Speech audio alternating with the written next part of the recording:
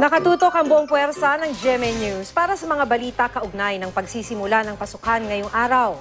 Makikibalita tayo sa Pangasinan mula kay Jasmine Gabriel. Nasa Davao City si John Paul Siniel. At samantala, sa Sabado pa magsisimula ang klase ng grade 6 students sa Talisay Central School sa Cebu. Ang dahilan kulang ang mga silid-aralan doon. Makibalita tayo live kay Nico Sereno ng GMA Cebu. Nico.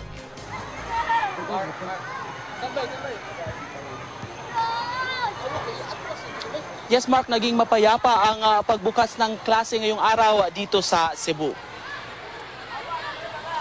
Kansilado ang klase ngayong araw na mahigit 700 grade 6 students ng Talisay City Central School.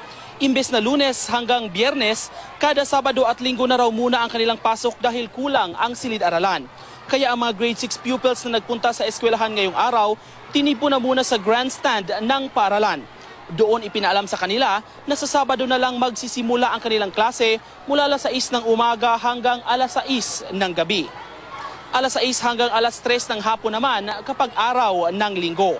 Ayon sa pamunuan ng paaralan, sa Hulyo pa magagamit ang 12 bagong classroom para sa grade 6. 14 ang sections ng grade 6 sa nasabing paaralan.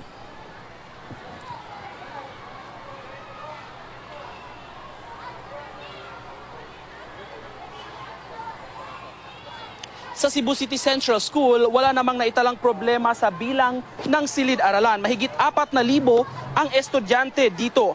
Bawat section may 45 hanggang 50 na mag-aaral. Mahigpit naman ang seguridad na ipinatutupad ng pulisya sa mga paaralan sa lungsod.